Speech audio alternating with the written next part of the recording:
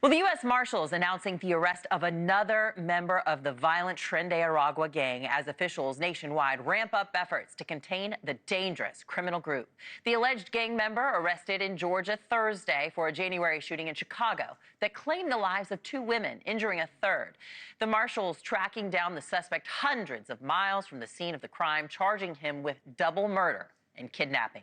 NewsNation national correspondent Jorge Ventura joins us now live from San Antonio. So, Jorge, what more can you tell us about this arrest? When a Venezuelan national and high-ranking member of the Tren de Aragua gang, Ricardo Gonzalez, was arrested earlier this week in Cobb County, Georgia. Gonzalez did have an arrest warrant out of the Chicago Police Department for kidnapping and is also wanted on probable cause for 2 counts of first-degree murder and attempted first-degree murder. Those charges do stem from an incident on January 28 where Gonzalez is accused of kidnapping 3 female victims in Chicago, taking them to an alley and shooting all 3 female victims in the head.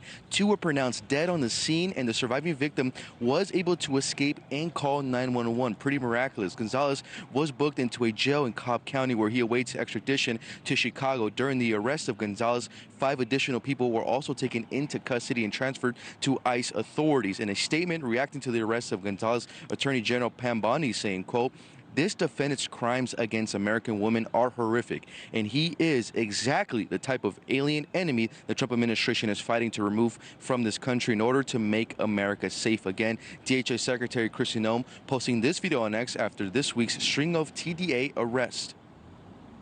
Under President Trump, America's borders are closed to lawbreakers. Follow the law, and you'll find opportunity. Break it, and you'll find consequences.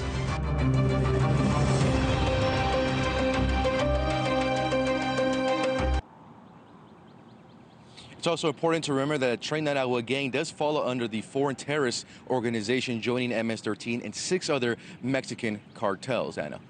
And how are officials fighting TDA elsewhere, Jorge? Well, Anna, take a look at this image here. This was just posted by Florida Governor Ron DeSantis announcing that the state of Florida did arrest a known Tren de Aragua gang member who is wanted for human smuggling and trafficking. But according to DeSantis, this is the first arrest conducted under the Aliens Enemies Act by HSI. This is the same 18th century law that President Trump invoked to deport suspected Tren de Aragua gang members to El Salvador without due process earlier this month. Immigration attorney Rolando Vasquez, who represents Venezuelan migrants in Florida, says that arrest of TDA gang members makes it safer for the Venezuelan migrant community, who are often victims of TDA crime. And now living in communities here in the United States, again, TDA will come in and victimize them here in the United States as well. Trafficking, extortions, threats, you name it. And Anna, so far the Trump administration has arrested 394 suspected Tren de Aragua gang members. 68 of those arrests coming just this week, Anna. Wow. All right. Thanks for staying on top of it for us. News Nation's Jorge Ventura, live in San Antonio.